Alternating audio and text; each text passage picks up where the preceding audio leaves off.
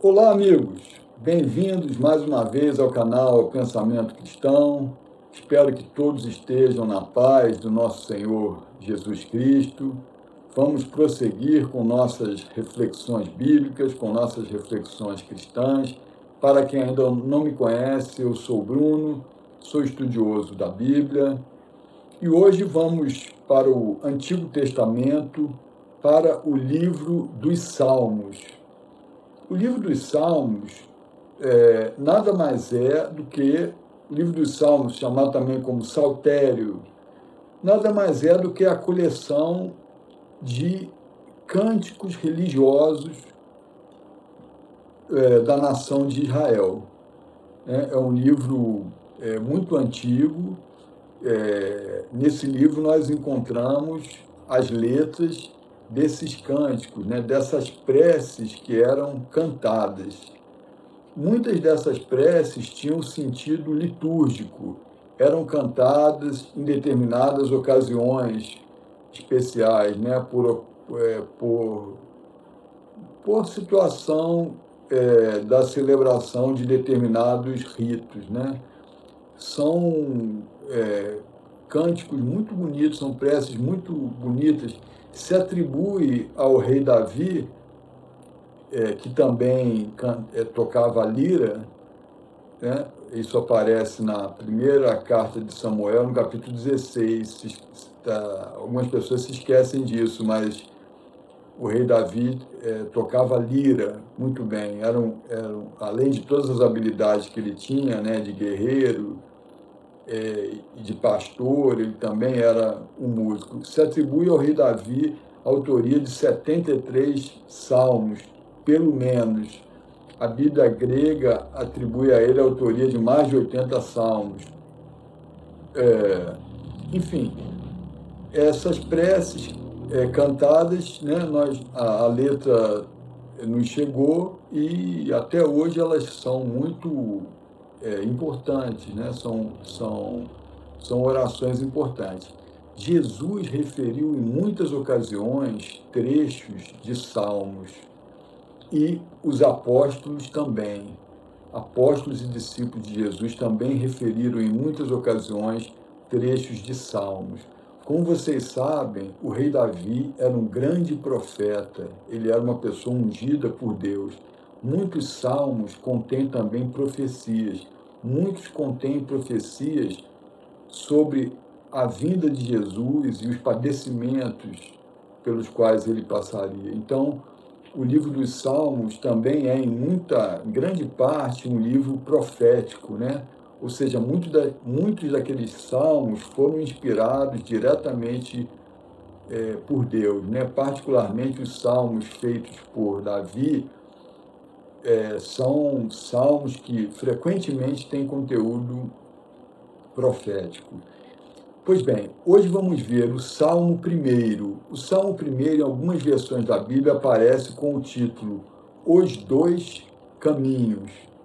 É bem interessante essa questão de os dois caminhos, o caminho do ímpio em oposição ao caminho do justo, quer dizer, o caminho do injusto em oposição ao caminho do justo, é uma coisa que aparece com muita frequência no Antigo Testamento e no Novo Testamento também. Nós já fizemos vídeos anteriores que, de alguma forma, mencionam esse assunto. Por exemplo, o vídeo que eu fiz intitulado Os Olhos de Deus Estão sobre os Justos. Quem ainda não viu pode ver, tem alguma conexão com esse vídeo de hoje. Um outro vídeo que é sobre uma parábola chamada a parábola do trigo e do joio. Também tem alguma relação sobre esse assunto que nós vamos ver hoje, e essa parábola aparece já no Novo Testamento. Então, esse tema é um tema bastante recorrente na Bíblia, tanto no Antigo Testamento quanto no Novo Testamento, a questão dos dois caminhos, o caminho do ímpio em oposição ao caminho do justo. Então, vamos lá, como eu sempre faço, eu vou ler para vocês o trecho da Bíblia, no caso, esse Salmo número 1 e depois vou dar uma explicação. Salmo 1. Bem-aventurado o homem que não age segundo o conselho dos ímpios, não se detém no caminho dos pecadores, nem se assenta na roda dos zombadores. Antes, se compraz na lei do Senhor, e na sua lei medita de dia e de noite. Pois será como a árvore plantada junto a riachos, a qual dá o seu fruto na estação própria, e cujas folhas nunca murcham, e tudo o que fizer prosperará. Não são assim os ímpios, mas são como a palha que o vento dispersa. Por isso, os ímpios não subsistirão no juízo, nem os pecadores na congregação dos justos. Porque o Senhor conhece o caminho dos justos, mas o caminho dos ímpios perecerá. Bonito salmo, não é? Bonito salmo.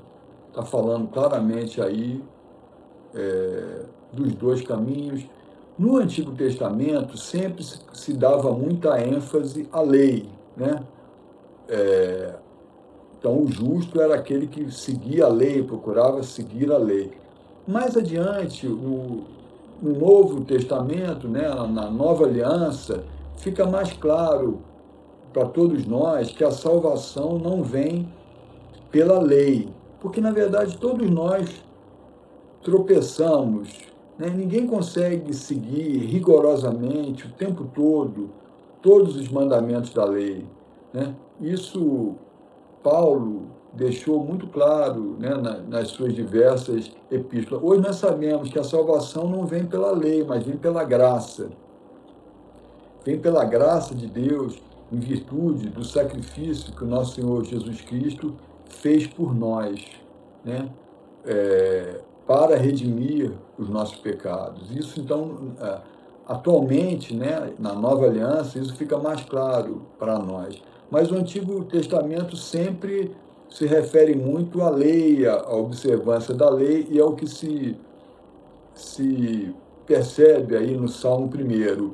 Apesar disso, o sentido é perfeitamente compreensível, né? O caminho do justo em oposição ao caminho do injusto, né?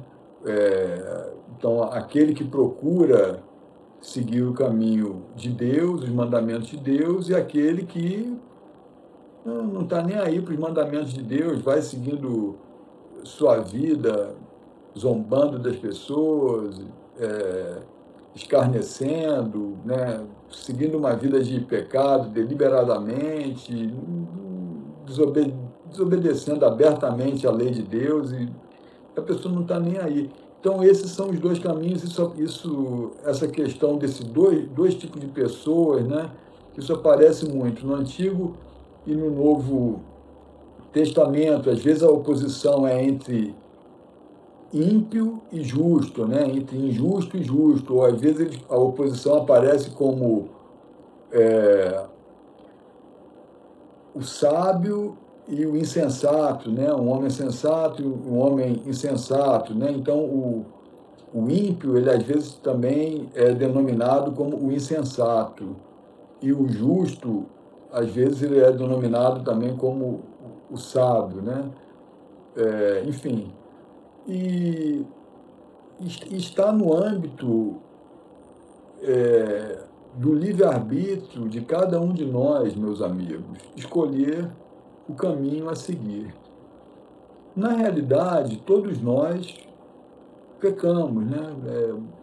Todos nós pecamos, mas, apesar disso, muitos de nós procuram na vida ser pessoas corretas, pessoas boas, né?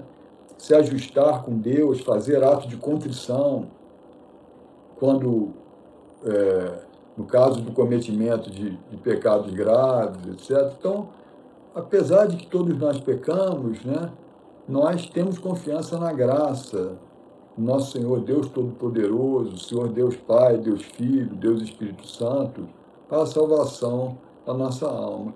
O que esse salmo coloca é que haverá um momento de julgamento, né? Então, e o ímpio, esse injusto, esse que anda pela vida e ele não está nem aí para os mandamentos de Deus, ele não subsistirá no julgamento, ou seja, ele não ficará de pé no julgamento, ele será condenado, né? Então, isso aparece em muitas passagens da Bíblia. Essas pessoas que fazem da maldade, fazem do mal o seu melhor amigo e que andam na insensatez durante a vida inteira, elas serão condenadas no momento do julgamento, né? Isso fica bem claro, não somente nesse salmo, como em muitas passagens, né?